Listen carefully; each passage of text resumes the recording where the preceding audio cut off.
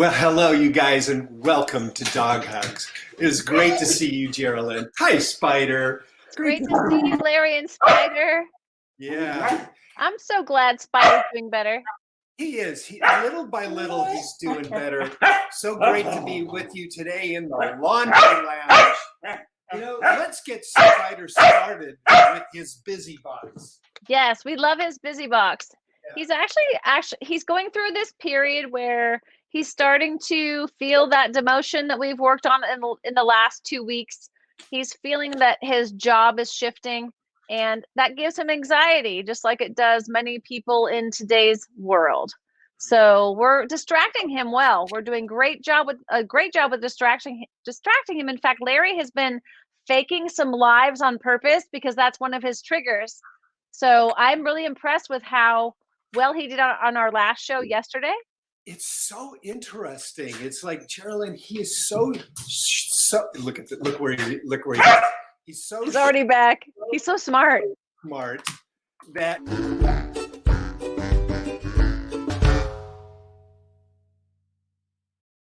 Spider one. Oh, that's our cue. That's our cue right there. Go get it, buddy. Go get it.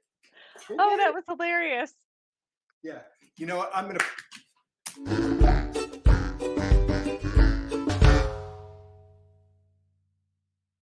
Okay, that's Dog Hugs first. We're gonna go from the laundry lounge. Oh, come on, Spider! Are you kidding me?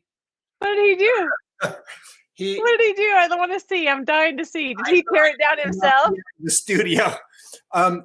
Actually, we've moved from the laundry lounge into the studio. And this is a poster I've been wanting to share with you. Last year, Spider and I performed at this great exhibition. If you're in Los Angeles, you saw these banners hanging from street lamps all over the city. And Spider and I performed more than 50 dog tricks shows at the California Science Center's Dogs Exhibition. And it was really just such a treat to do that. And he grew, and I grew so much from that experience. So the California Science Center folks were kind enough to send us these lamppost banners. Oh, yeah, so sweet. Really, really happy about that. I've been there before, actually, so I appreciate that show. And thank you for doing that. It's really important. Carolyn. It's wonderful. Yeah. Wonderful. So let's go cherish that forever. Yeah, Spider's bratty. And actually, quite a few more dogs are barking at a rate that they never had before. A lot of it is they're alerting to their owners to some of the fear they're going through. Geraldine just froze up. I'm here, and Geraldine's back. Yeah, what a day. This is live TV, and my gosh, there has been such an evolution of television.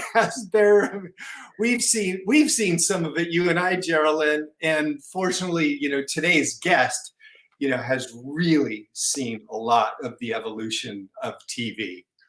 So do you think it's time to bring John in now, Geraldine? Sure, and he's seen more than just evolution of TV. He's seen my golf game. We'll get a chance to talk about that with John Daly. John, you're going to love meeting John Daly, folks. John was introduced to the Nevada Broadcasters Hall of Fame. He was the news anchor in Las Vegas KTNV Channel 13 for 6 years, host of the syndicated TV's Real TV. He's a real pioneer in reality TV. John's hosted many more shows, including his own internet show called Undercover Jet Setter. And we'll get a chance to talk about that with John, as well as the golf game and everything. But in addition to that, John Daly is an animal advocate, a businessman, an analyst, a TV host. And Geraldine, what else about John? So I was lucky enough to meet John by accident because a bunch of my friends were going to go golfing and quite a few of them canceled. So my friend said, hey, go golfing with my other friends. So I said, sure. So I show up to a golf game and they say, you're going to golf with John Daly today. And I went, oh, no, I'm not. Not the John Daly, right? The golfer with the crazy pants. Geraldine, there's another very famous golfer named John Daly.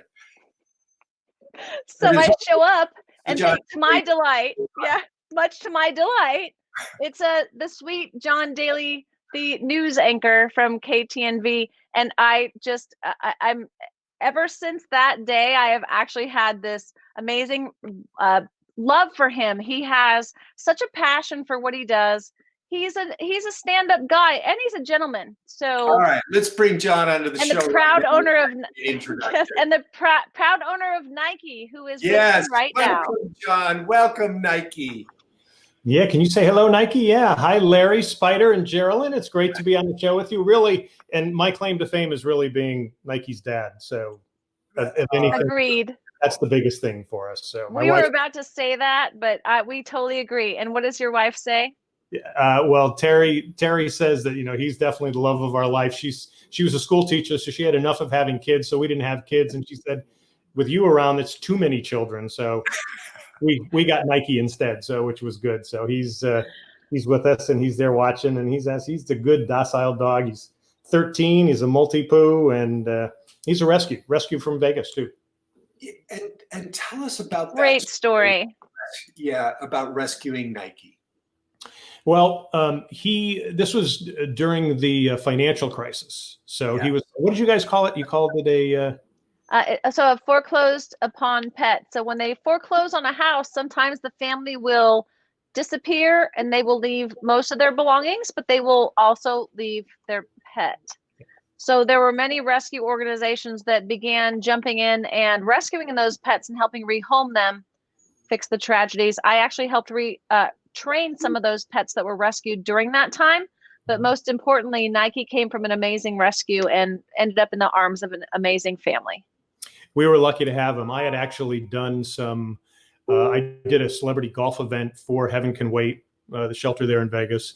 And then I did a couple of their commercials. So they said, for doing all this for free, whatever you need. And I said, well, at some point my wife and I are going to want to have a little puppy. And so we said, we want kind of a white little lap dog. And they said, well, we don't have those. And because of the financial crisis, they did I'd say about a month or so later. And so he was there. The great thing they did, in addition to having you train them, they actually trained some of the female inmates at the Gene Nevada prison. Yes. And so when we saw Nike or saw the picture of him, my wife just says, he's ours. We're taking him. They said, no, you can't have him for a couple of months.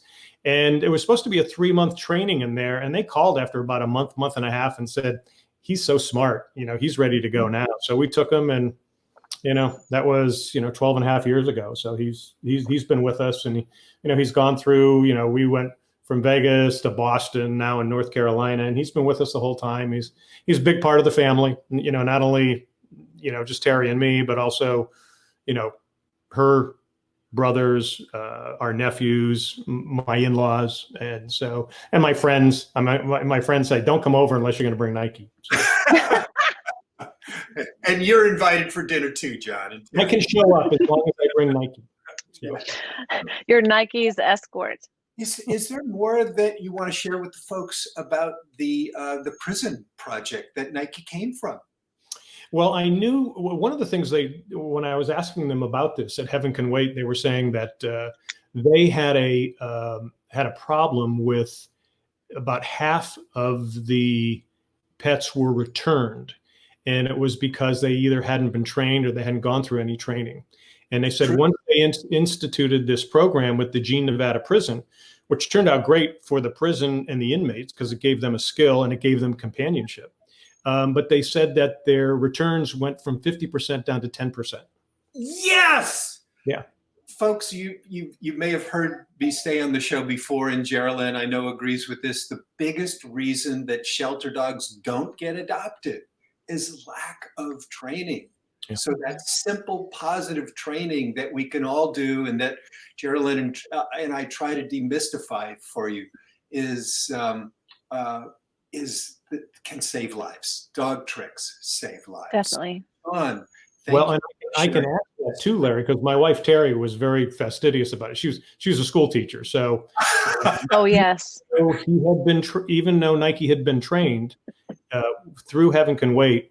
Once we got him, we actually did more training with him, and my wife explained to me as someone who never had a pet before, she goes, the training is not for kids. She goes, it's for us.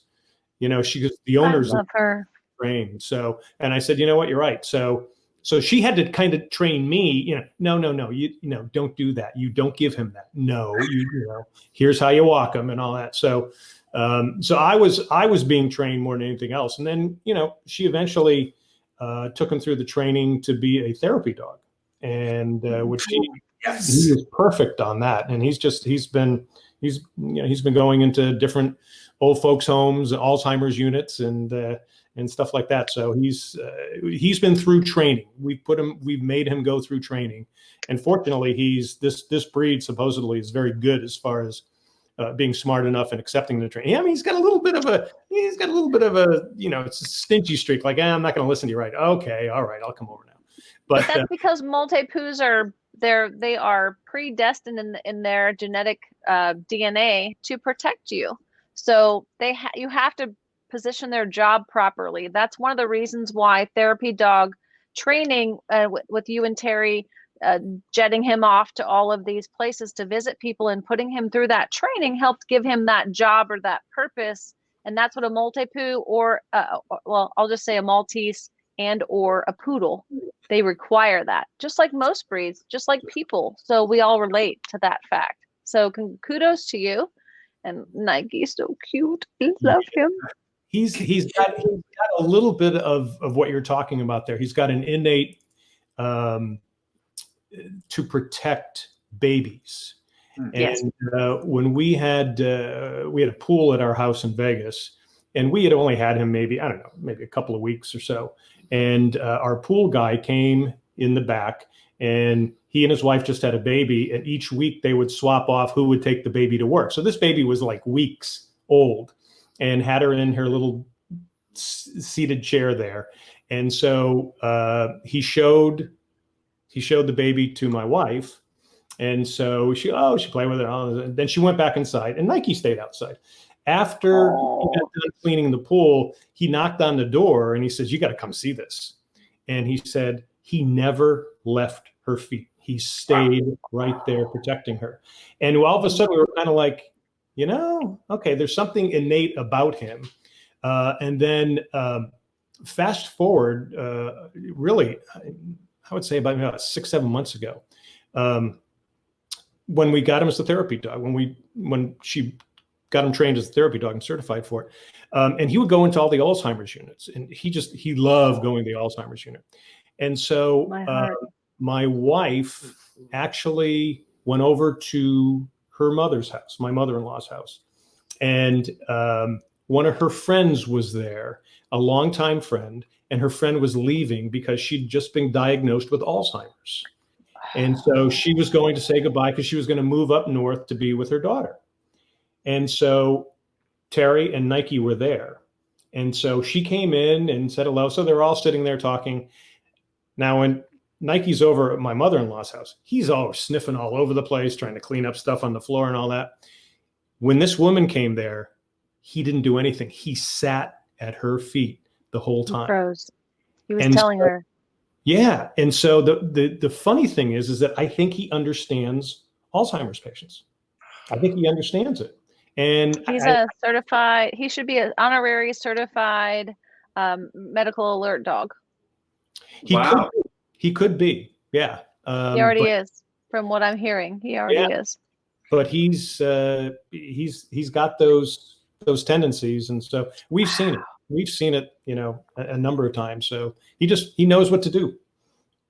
That's wonderful. Geraldine, distinguish for the folks what a medical alert dog is, what a service dog is, what a therapy dog is. So to keep it simple, if you don't mind, can I go straight into just a medical alert dog? Because Perfect. They are scent trained. So if you hear about scent trained dogs for, say, diabetes or COVID or seizures, well, you can also have a scent trained dog for any medical condition you could possibly have.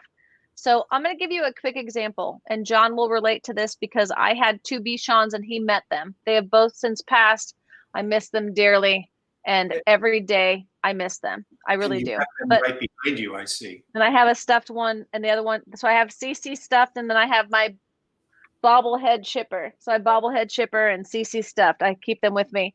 So I went to Honduras to go scuba diving many years ago. Actually, right about the time I met John, I went to Honduras scuba diving and I had fallen and broken. I had a carabiner in my mouth. I was training some dogs to hike on trails and not chase ground squirrels and other distractions. And one of my girlfriends wanted to tag along and bring her dog, which I've decided is kind of a big mistake because it's hard to train and then babysit someone else, right? So I fell. I was trying to save her when she fell, and I fell and I cracked my tooth. I cracked 3 teeth total. So I had one replaced, and the other 2, the doctor just said, just be careful. You know, they'll be okay for a while. So I actually, within 2 months of that, flew to Honduras to go scuba diving, and my dogs stayed with someone at my house while I was away. And while you're scuba diving in Honduras, it's not the most clean water in the planet. You know, you rinse your mouth out with salt water, got to keep yourself clean. Well, on the way home, I started getting a little bit of a tooth infection from that crack in my tooth. And when I arrived home, I walked in my front door and my dog attacked me immediately. She shoved her muzzle in my mouth. She was scratching me bloody. She's like, you have an infection, Mom. You have an infection. I couldn't stop her. I literally held her up from, you know, like I said, going, bleh. Put her in her kennel. I called my oral surgeon who happened to own 2 of her puppies who are still alive today and 2 of my lifesavers. And he said, oh yeah, she's right. You must have an infection. So I jumped on antibiotics right away and she was right. She knew my smell so well and knew how to communicate with me so well based off of training. And some of that was, I'll call default training because I had trained so many scent dogs prior to that. She knew how to communicate to me that one of my smells was off. One of your smells was off. Wow. Mm-hmm. So that's a scent dog, an alert dog. That's what an alert dog does. It lets you know your smells are off, and we train them for specific smells. But I had trained so many dogs on so many how to smell weird smells that she actually jumped in and was able to be a team member and show up right away and show me that something was wrong. That's the difference between a medical alert dog and a service dog or a therapy or emotional support dog. Just bottom line. Great. And Nike has that. Nike already has that based off of all of that he's been through. Some dogs step up to the plate and have the innate ability to be able to make that their thing, their stick. Mm-hmm. See? And Nike, I love you for that. Keep doing it, buddy. I know you got a couple more years in you at least. I think I'm shooting for 17. We have some wonderful comments coming in, and Steve Collier, who's been a guest on the show, wonderful trick trainer out of near Tulsa, Oklahoma. Great to see you, Steve. And even Steve's commenting about the program with the inmates. Definitely a win. Definitely a win. Yeah, great to see you, Stephen. Thanks for your lovely comment. And you looks like Nike's got some fans here. Hi, Ashwarya, if I'm saying your name right. Yes, Nike is super cute. What a beautiful name. Yes. Thank you. Look, you're famous now, buddy. Yeah. You are, Nike. Yeah. Nike, you were born famous. John, I would love to talk about your show, Undercover Jet Setter. Sure. It's a YouTube show, and also in the context of you've seen the whole. What's going on, Spider? And also, come on, buddy. Spider is feeling very like we left him out of the medical alert dog training. He's right now saying, I want my union break, and then we have to have a meeting about how we're going to reframe my whole training technique here. Like it's not serving me. That's exactly what he's doing. Yeah. Sit there. Go ahead. Sit there. Yeah. Tell us about Undercover Jet Setter. What I'm most interested in is you produce this on your iPhone. Like, wow. Yeah, it's Travel, Food, Wine, and Golf, and I co-created it, co-produced it, and co-host it with my business partner, Susan Anzalone, and she's out on the West Coast. And we were doing videos for a number of different companies back 2013, 14, and 15. She's an expert on food and wine. So we ended up kind of doing this thing called Undercover Foodie, where we would kind of shoot the food and, and then, give like a Inspector Clouseau type of narration to it that was funny. But she knows her stuff as far as food and wine and travel goes. And so then we had a company just approach us. They had a streaming channel and said, can you guys put that all together into a show? And we're like, you know what? We do have a lot of stuff. So, and I was doing my own golf show. And so we just decided to put it together. And at first we were thinking like, well, maybe we should just do a travel show. Don't do travel, food, wine, and golf. As it turns out, once we got everything going, and then when this pandemic hit, nobody's traveling. So we ended up really picking up our cocktails, our wine, and our food celebration. So we ended up doing that and trying to help people. Like we came up with, binge watching recipes. So it kind of, even though we thought the show was a little too disjointed, as it turns out, for COVID, it's actually worked really good. So we try to tell people you can jet set anywhere in the world, but you can also jet set at home, and here's how to do it. I love that. I jet set at home every day. See, I do one thing. You have to jet set at home on one thing every day, even if it's just training your dog, where you feel like you've just turned your dog into a movie star because you've taught them a trick. John has the secret. Jet set on one thing every day. Yep. I agree. My parents, who actually may even be watching today, John, talk about we're going to take a trip today. We're going to go to a long trip to their own laundry room or the backyard. Yeah. Well, what we eventually started doing was, because we had been kind of all over the world. We were in Vietnam, we were in Hong Kong, we've been throughout the United States. And even in Europe, we were in Rome not too long ago, right before the pandemic. So what we've done is we've kind of taken the shows and kind of made them into virtual vacations. So here's what, if you need an escape, if you're home because of the pandemic, here's something to, kind of take your mind off of it, or the way it was, or hopefully the way it's going to be soon. That sounds like something my girlfriend and I would love to do. We've been talking about I love that. Perfect for us. I love that. Well, John, first of all, we want to thank you so much for joining us today, because I think that everybody should take on that undercover jet setter mindset. Yeah. That you are your own happiness, you are your own joy filled. And I'm not going to use the word happy. Let's just say glad. Let's just be glad for the things we have. Let's start somewhere that's attainable for everybody and say, I'm pretty glad when I get up and make myself a breakfast that looks like it should have been served on a yacht. like I do, and it tastes better, and I feel better, and I walk around with maybe my chin's a little higher. I don't know. It doesn't matter. It's really just the effect of it, right? It's really the way it touches you. I agree. And I think especially, since so many of us have been cooped up for so long, that, when you're home, you need to make dinner, make it a spectacle, make it an event. You don't have to do it expensively, but, make sure that it's something that's, something you'll remember for that day, or something you're going to look forward to. And I think what's happened is it's actually brought a lot of people together to sit together and break bread, and to have that appointment. Too many times, before, in a hustle bustle economy, we weren't doing that. And today, in today's world, we need the comic humor or the comic relief as well, right? We need the fun afterwards. So do you mind if I ask you a true or false question? You may not know the answer, but there's a reason behind me asking. Okay. So true or false? So can John O'Hurley throw a Frisbee? It's funny. I've heard that being said before. He's a really good athlete, but he's got a horrible baseball throwing motion. So I wouldn't be surprised if he had a difficult time with the Frisbee. What's really fascinating about John is that he's kind of a Johnny Miller, Phil Mickelson golfer, because John's left-handed, but he plays right-handed. So Mickelson is right-handed, plays left-handed. Johnny Miller was left-handed, played right-handed.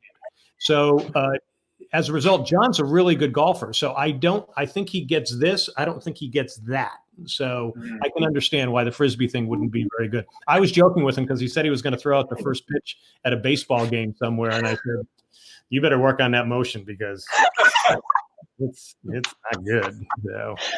So I'm truth be told, I have not golfed with him, but I have and I've not thrown a Frisbee with him, but I have played piano. He's played piano. I can't throw a Frisbee very well. God bless the companies that make Frisbees for people like me. I think it's the piano playing that ruins us. I'm a great athlete, but playing the piano, I think, ruins us as a Frisbee thrower. And I've made the connection just because I've been trying to throw my Frisbee for my Border Collie Mini Aussie mix for a couple years, and I finally found a heavier Frisbee that helps me throw it in a more appropriate fashion.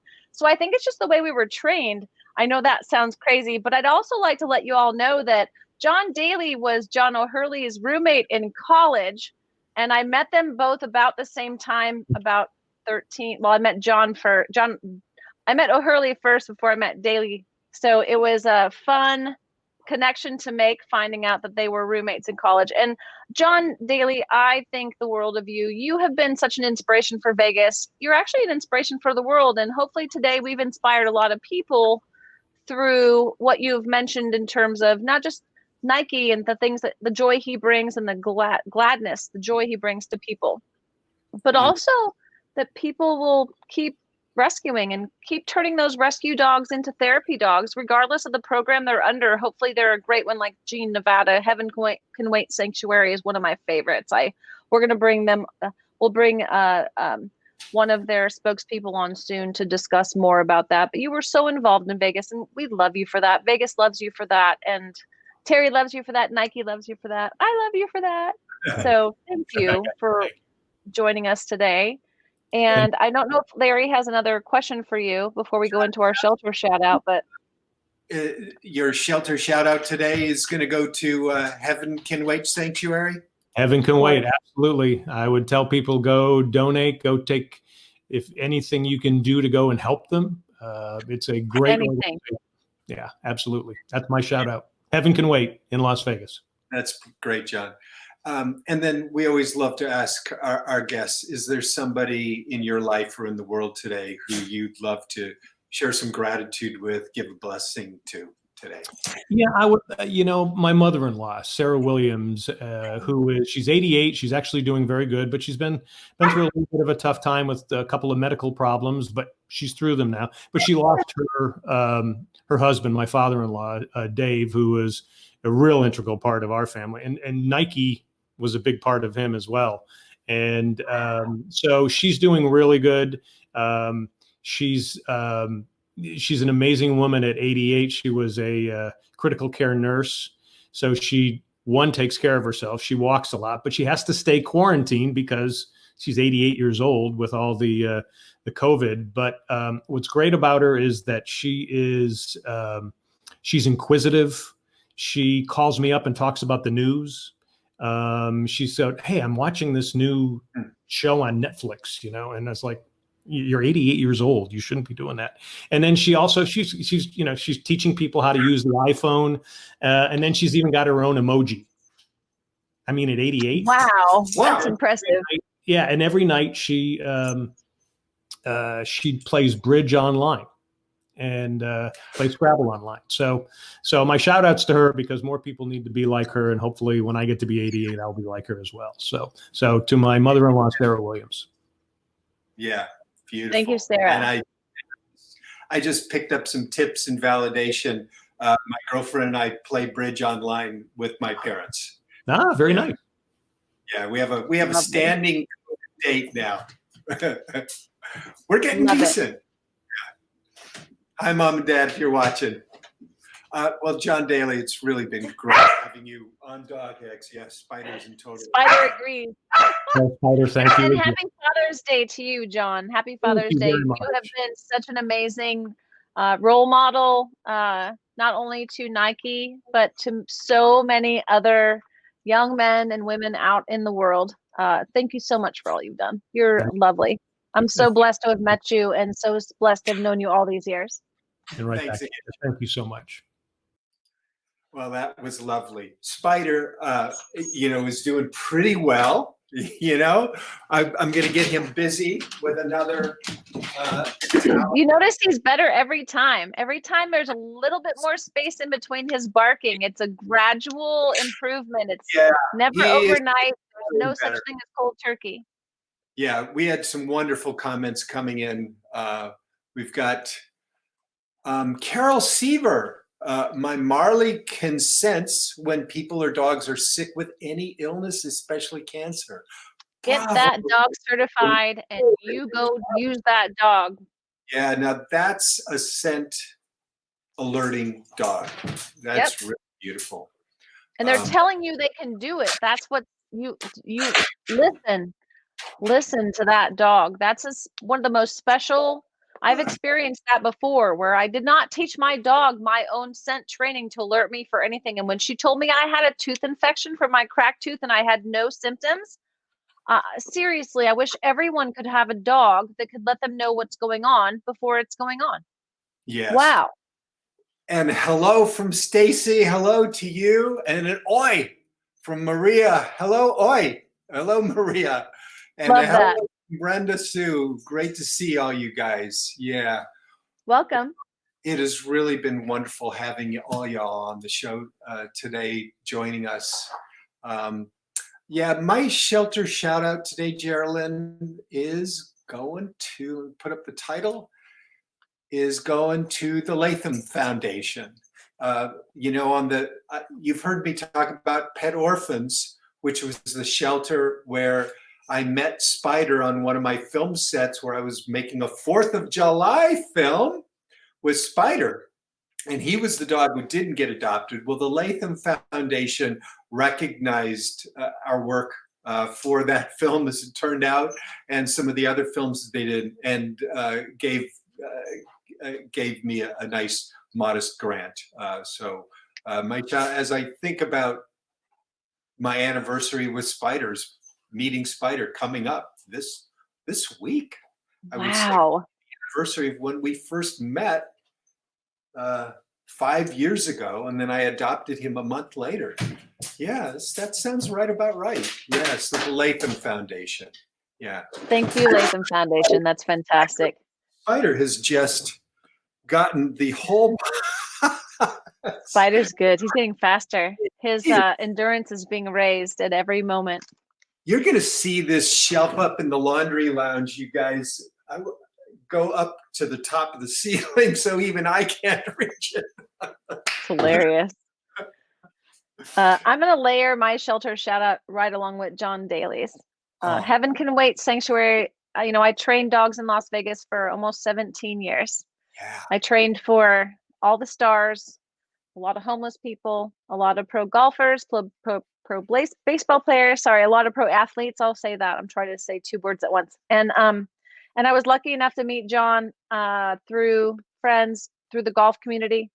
I am 100% confident that Heaven Can Wait Sanctuary is one of my favorite sanctuaries in the country. Yeah. And there are many, but that is absolutely one of my favorites. So we're going to bring the founder, one of the founders and the owner, co-founders and the owner on to talk about that sanctuary soon. I do believe it's a message that should be shared. So thank you, Heaven Can Wait. I love all of you so much. You guys do such great things. Amazing. My gratitude, my blessing, and really all this week goes to Robbie. I'm really, she's really on our mind, on our heart. And thank you guys yesterday for all the blessings you said you sent to her. If you haven't heard the news, her beloved dog Henrietta passed away on Saturday, and so she's taking the week off to, understandably regroup and mourn in a good way. And so blessings to Robbie. Yeah. My gratitude is to Henrietta. I know she's not here with us anymore, but gosh darn it. If that's what it took to keep Robbie from deciding to go take a different turn with breast cancer, God bless her for being there to change Robbie's mind, to help Robbie see that she was worthy and important and mattered in whatever way necessary that kept her fighting that disease, or maybe coming to peace with it and finding out that it's not going to beat her. And it didn't. And I'm proud of Henrietta for helping convince her of that every day. And I don't think people realize how much your pets heal you, how much they play a part in your health, but also how much you play a part in their health. So Thank you, Henrietta. I know you're over the Rainbow Bridge right now, but I know you're looking down on Robbie right now and you're letting her know that she's okay and she's going to make it. Beautiful, beautiful. Yes. On tomorrow's show, I am with Geraldine, gonna be hosting my first ever cat show. I'm so excited. Do you want to borrow my cat ears? Would you like to borrow my cat ears?